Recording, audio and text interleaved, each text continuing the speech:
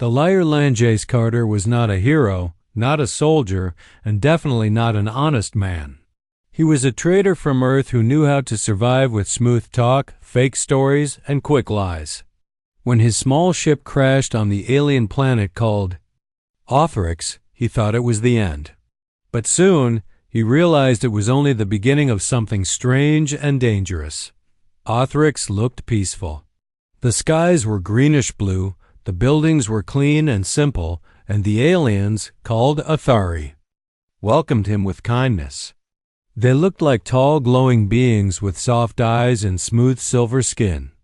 They helped him out of the wreck and gave him food and clothes. They never asked for anything in return. That made Jace suspicious. No one was ever this nice without a reason. As he stayed longer, Jace noticed something even more strange. Athari never lied, not once. Even when it hurt someone's feelings, they said the truth. One alien told his friend, "You are lazy and slow, with no anger, just honesty." Another admitted stealing food when he was hungry, and instead of punishment, the others just nodded. They believed truth was the only way to live, no secrets. No lies. Ever. Jace didn't understand it. On Earth, lying was part of life. You lead to get a job, to avoid blame, or just to make someone feel better.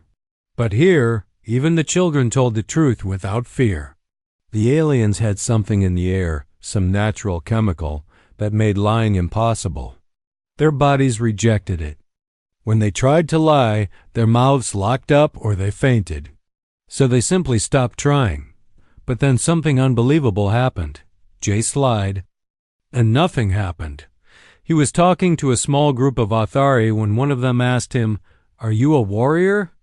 Jace, who had never fought in any war, smiled and said, "Yes, I have fought many battles on Earth." He expected something to go wrong. Maybe they would see through him. Maybe he would get sick like them, but nothing happened. The aliens looked at him with wide eyes. "You must be very strong," one of them said. Another asked, "Do all humans fight wars?" Jace realized they believed him. And then a dangerous thought came into his mind. He could say anything. He could lie as much as he wanted. And no one would know. That night, he sat alone, thinking hard. On Earth, he was poor. He owed money to bad people. He had no family, no real future. But here, he had a gift. On this planet of truth, he could lie freely. That made him powerful. The next day, he told the aliens he was a truth seeker from Earth, a title he made up on the spot. He said he had traveled through black holes, fought space beasts, and trained with monks on Mars. The aliens listened carefully. None of them questioned his words. They believed every single lie. Soon, he was treated like a guest of honor. They gave him soft clothes, strange but delicious fruit, and even a small house near the capital. Aliens visited him every day, asking for stories of Earth. He gave them stories, all made up. In one tale, he saved a human city by flying into a storm with nothing but a rope. In another, he beat 3 giant robots with only his hands. The aliens clapped and praised him. At first, Jace only wanted food and comfort. But now he saw something. More fame, power, and maybe even control. These aliens had never heard lies before. They had no defense against them. He could become whatever he wanted. But he didn't notice the quiet ones. A few aliens watched him from the edges. They didn't smile. They didn't clap. One of them, a female named Sarah, kept a journal of his words. She didn't speak much, but her eyes followed him closely. She sensed something different, something wrong. She didn't know what lying was, but she knew this human was hiding something. Jace kept going. He told more lies. He acted like a wise leader. He promised to teach the aliens how to unlock human secrets. He laughed inside, thinking how easy it was. They trusted him completely, and why wouldn't they? In their world, trust was everything. But deep in the capital, the High Council of Othrix was meeting. The arrival of the human was exciting, but also troubling. Their sensors had picked up something strange. The human's words didn't match.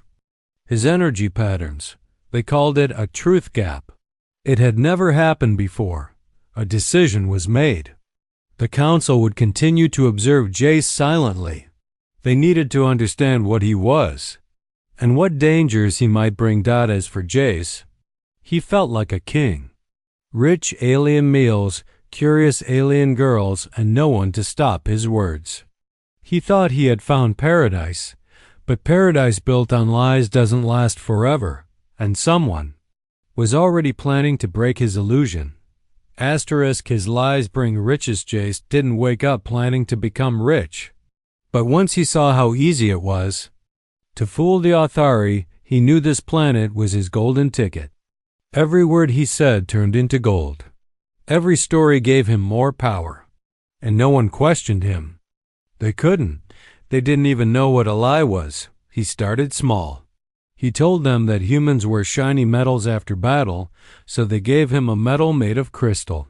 He said humans need clean robes to keep their energy strong, so they brought him the softest cloth in the city. Jace wore it like a king and acted like it was normal. But inside, he laughed. Back home, he never had money to buy even a clean shirt. Now he had servants, a private garden, and meals delivered 3 times a day. It wasn't just things. It was the attention. Alien girls followed him, curious about his world. Some wanted to hear his stories. Others just wanted to be near someone so powerful. Jace gave each of them a lie tailored just for her. One girl who loved the stars. He told he had flown through a burning galaxy. Another girl, a dancer, he told he once sang to move the moons of Saturn. They stared at him like he was magic. No one had ever looked at him like that on Earth. He began telling bigger lies. One day, he stood in the city square and said, "On Earth, I was the voice of truth." The aliens gasped. "That means I carry messages from the stars," he continued. "Messages only I can hear." That one sentence changed everything. Suddenly, he wasn't just a guest. He was a prophet. The High Council sent gifts. Elders came to visit. They asked for guidance, and he gave it freely, made up on the spot. "Don't harvest under the purple moon," he warned one village. "Wait 2 days, and your crop will double." When it actually rained 2 days later, they believed him even more. But it was just luck.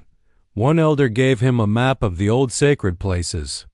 "You may walk where no one else may," the elder said. Jace nodded like it was his right, but in his heart he was shocked. This planet, where no one could lie, had just handed him the keys to its most secret doors. The riches kept growing. One trader gave him a glowing ring that changed color based on emotions.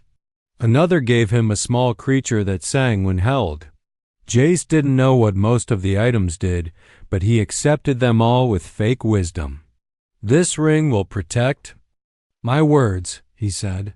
"The creature sings when truth is near."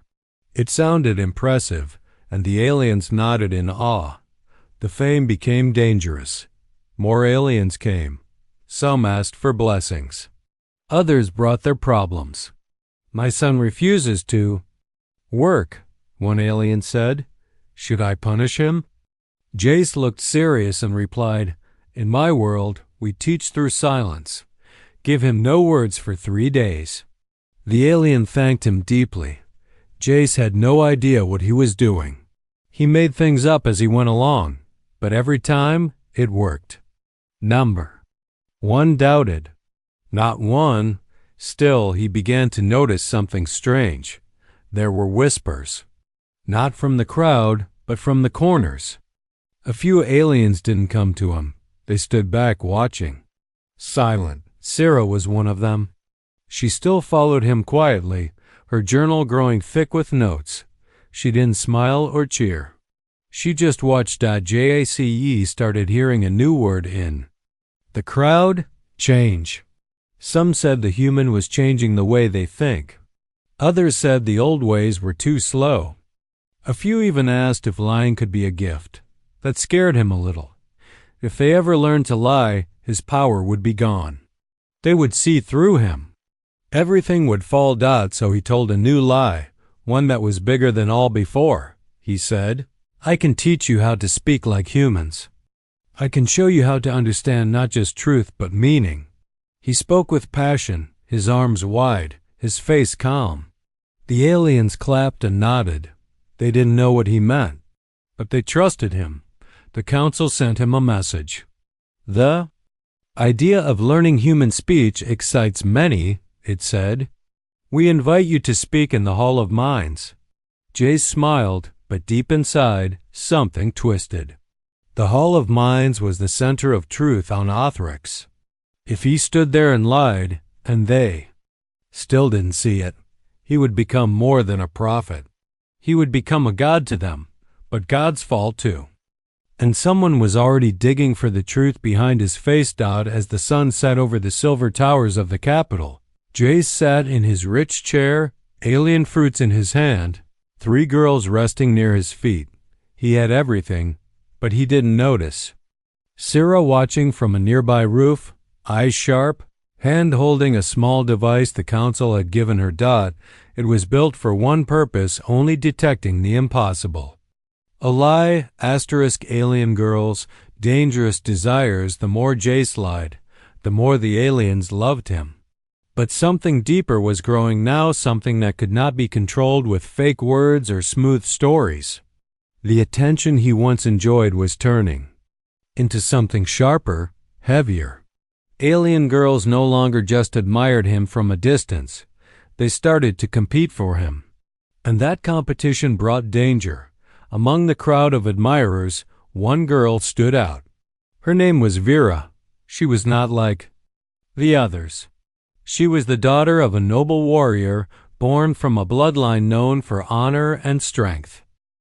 Her beauty was sharp and strange pale green skin with glowing marks on her arms and golden eyes that missed nothing. Vera had never looked at anyone the way she looked at Jace. To her, he was not just a visitor. He was a puzzle, a flame too. Hot to touch but impossible to ignore. Jace told her a lie that made her heart race. He said he had traveled through a star to save his home. He said he knew the language of fire and the secrets of the universe. Vera believed every word. She began following him closely, staying near him at public events, and guarding him when other girls tried to speak with him. What started as interest became obsession. But Vera had a secret of her own she was promised to another. A warrior named Tarek. Tarek was not just her protector. He was her future mate, chosen by her family. He was strong, respected, and feared. When he returned from a distant battle and saw Vera walking beside Jace, his fury was silent but deep. He didn't attack. He didn't speak. But everyone in the capital felt the tension. Jace noticed too, but he laughed it off.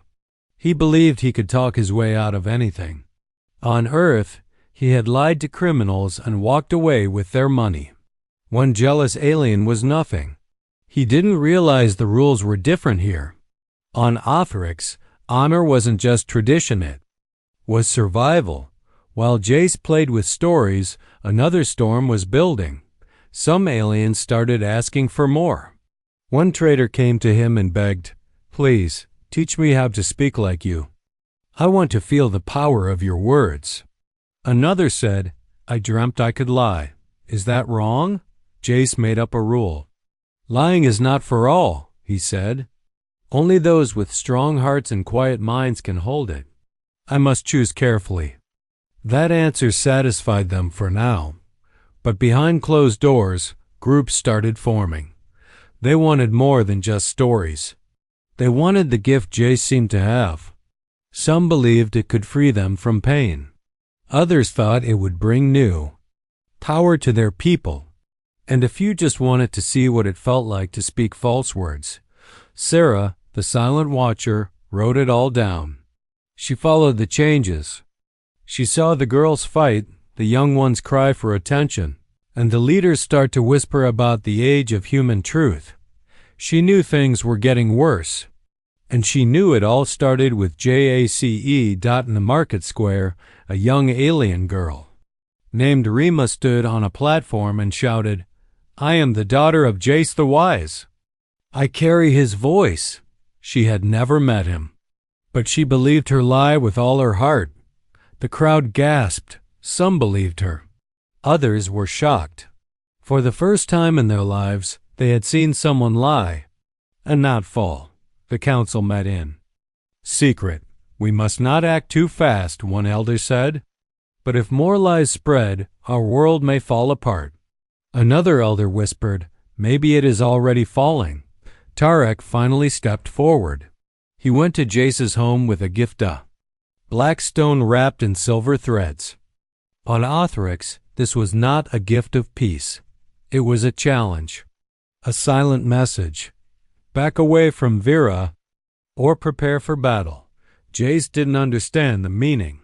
He laughed and placed the stone on his table. "Another fan," he said to himself. But Vera saw it and went pale. "He has challenged you," she said quietly.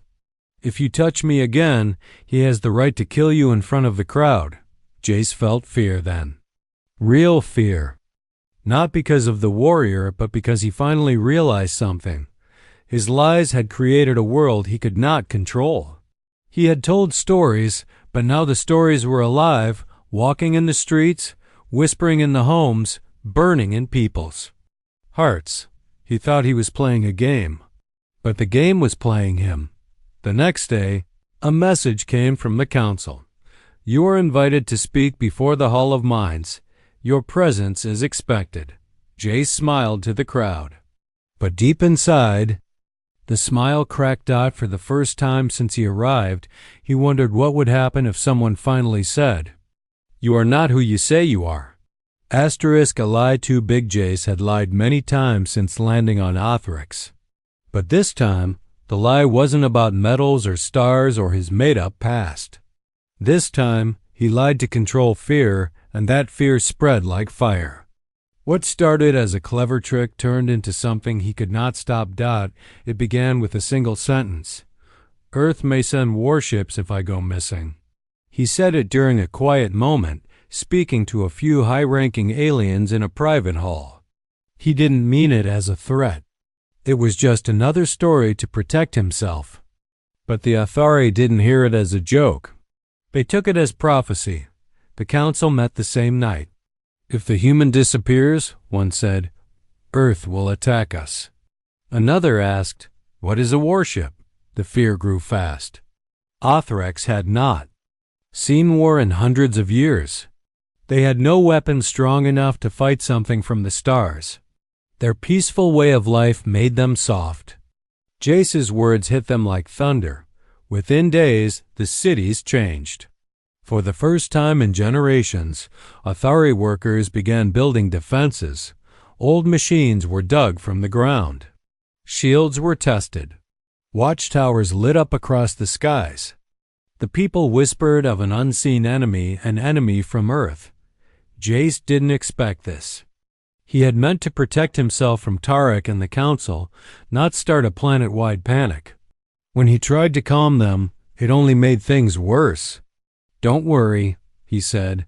"As long as I'm safe, Earth will stay silent." That only confirmed their fears. Now, they saw him as the only thing standing between peace and destruction. He walked through the streets and saw his lie written on glowing signs. "Protect the voice of Earth. Do not harm the star speaker. Earth watches." Children bowed when they saw him. Elders brought him gifts. And the council gave him a new title, Keeper of Balance. The lie had grown too big.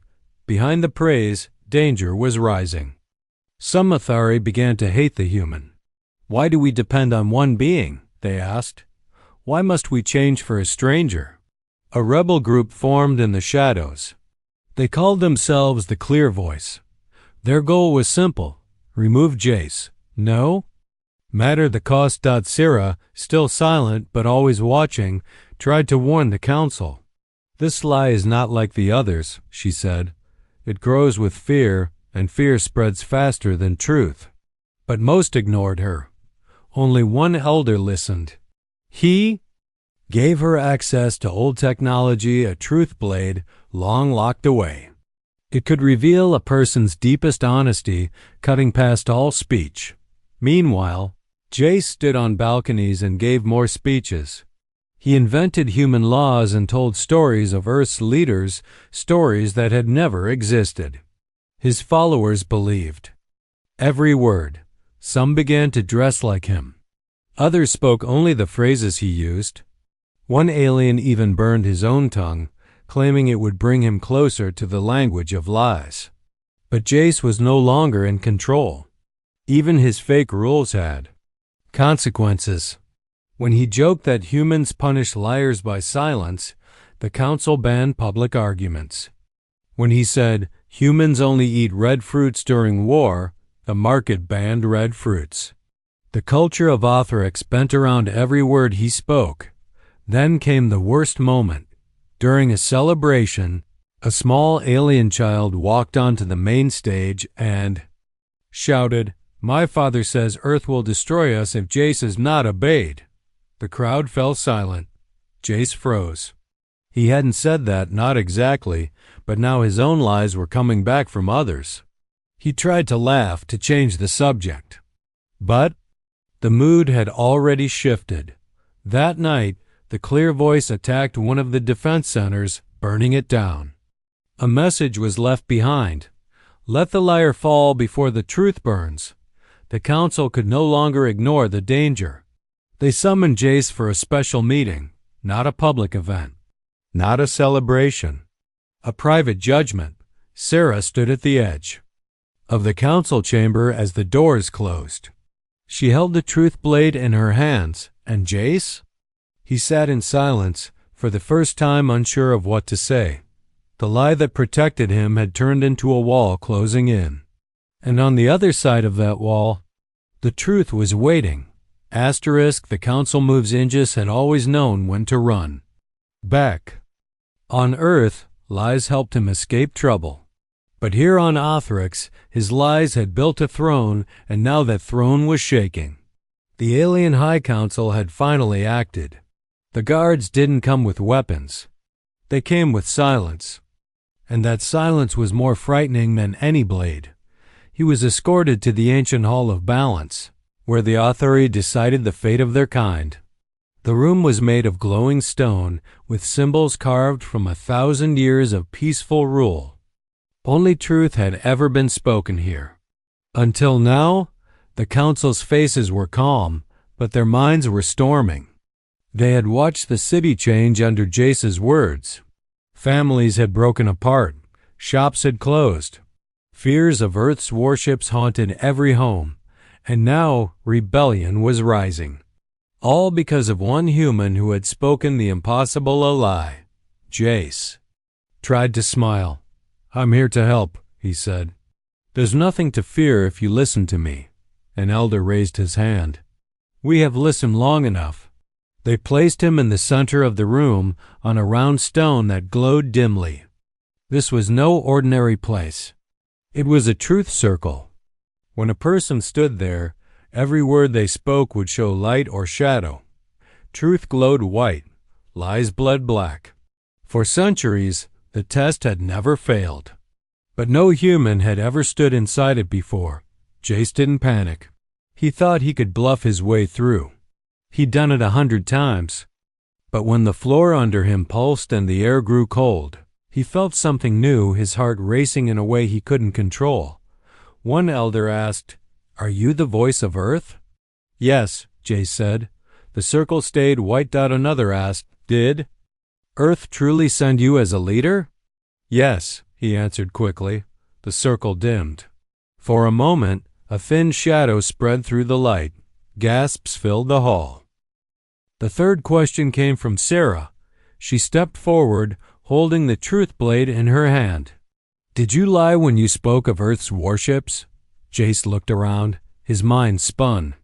If he told the truth, they might punish him. If he lied, and the circle turned black, it might end everything. He took a breath. No, he said. The circle flickered, but did not darken fully. Confusion spread. The blade glowed but didn't hum. Something was wrong. Jace's human biology confused the old system. He was not bound to the truth magic like they were. The council whispered, "He can lie. And the world does not catch him," one said. "He is beyond the rules." That terrified them more than the lie itself. Outside the hall, protests broke out. Supporters of Jace screamed that he was a chosen one. Others begged for his exile. Some called him a demon in disguise. The planet, once ruled by peace and logic, was now pulled in two directions. Who wanted to follow the human, and those who wanted to erase him. That evening, Sarah visited Jace in the chamber they locked him in. He sat calmly, pretending not to care. But she saw through him. "You should leave," she said softly. "If you stay, more will fall." Jace gave a small smile. "I didn't ask for all this." "They believed what they wanted to." "No," Sarah said. "They believed because they didn't know how to doubt. You brought that doubt here." She placed the truth blade on the table beside him. "This is the only tool we have left." Then she walked away. But Sarah wasn't the only one moving in the dark. That night, Tarek and the warriors of the clear voice broke into the chamber with one goal: to finish what the council couldn't. Jace, half asleep, woke to find a blade at his neck and a circle of angry faces.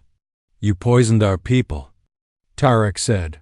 "Now we erase the poison." But just as he raised the blade, a red flare burst through the air. The city's guards had been waiting. A secret order from the council said he must not die yet. The warriors fled, leaving Jace alive, but shaken. By morning, the council had made a choice. Jace would not be killed. Not yet. He would be studied, watched, contained. They moved him to a sealed tower with air filtered by machines. A place where no one could reach him and where he couldn't reach the people. The planet grew quiet, but the silence wasn't peace. It was the sound of something broken and waiting to break again. The one who can lie, Mustaegis, was no longer a guest. He was a threat locked in a tower. From his high window, he could see what his lies had done. The streets below were full of fear. Half the city praised him. The other half wanted him gone. Children wore claws shaped like his robe, copying his style. Rebels painted warnings on walls. The peaceful planet of Othrix was dividing fast. Council kept him isolated, hoping silence would fix the damage. They studied his words, tested his voice, scanned his brain. But they found nothing that made sense. Jace wasn't a god. He wasn't a warrior. He was just human. And yet, his lies worked where none ever had. The Athari had no idea how to stop someone who could lie and walk away. But one group thought they had the answer. The clear voice had grown stronger in the shadows. Their leader, Tarek, had lost patience. To him, the council was weak. Waiting only gave Jace more time to spread confusion. "The one who can lie," Tarek said, "must die." His followers agreed. They began preparing for a final strike. At the same time, something changed inside Jace. For the first time, he stopped enjoying the lies. He couldn't sleep. The silence in the tower screamed at him. He saw faces in his dreams. Vera, Sarah, the boy who lied in public, the crowds who had believed every word. He remembered how it all started with a simple joke. A little lie to feel powerful. Now cities were breaking apart. He wanted to speak, to explain. But how could anyone trust him now? Then, one quiet night, Sarah came again. She had been allowed to visit only once. She didn't smile. She placed the truth blade on the floor and looked at him. I'm not here to ask questions, she said. I'm here to give you one chance. Jace picked up the blade slowly. It felt cold and alive. If you speak the truth, they might let you go, she said. If not, they'll let the rebels have you. He laughed bitterly. They won't. Believe me either way. She turned to leave, then paused. They don't need to believe your words, she said. They need to see you tell the truth, for once. That same night, the council called for a public judgment. Not in the hall of balance, but in the city center under the open sky. All of Othrex was invited. Thousands came. Some to see the liar fall, others to protect the one who gave them new ideas. Many came not knowing what to believe. Jace was brought forward under heavy guard. His hands were tied, but his mouth was free. He looked tired, broken. Not the same man who once stood with fire in his voice. The truth blade was placed before him. He was told, one final chance, speak, and let the blade decide. Jace took a long breath. Then, slowly, he dropped to his knees. I am not a leader, he said. I am not the voice of Earth. I never was. The blade glowed white, I told. Stories. I wanted food. Then I wanted attention. Then I wanted power. I used your kindness. I used your truth. I turned it into a game. The blade glowed brighter. I broke something I didn't understand. I made you fear things that were never real, and I don't know how to fix it. The crowd was silent. Even the wind seemed to stop. Jace looked up. I lied because I could. That's the truth. The blade burned like the sun. And then he stood out. No one clapped. No one shouted. The moment was too heavy for words. Tarek stepped forward, rage still. Burning in his eyes, but he didn't attack. He looked at the glowing blade and turned away. The council whispered to each other. Then one elder stood. He cannot stay, but he does not need to die.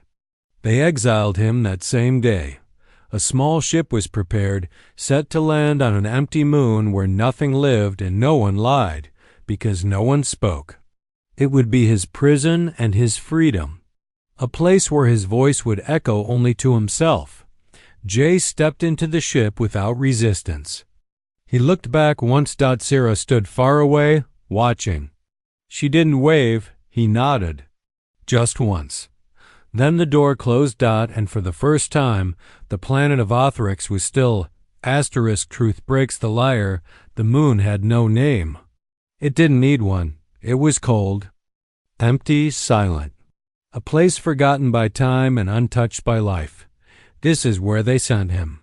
Jace Carter, the human who broke a world with lies, was now alone. The ship dropped him on the gray surface with only basic supplies. A shelter, a few tools. Enough to survive, but not enough to escape.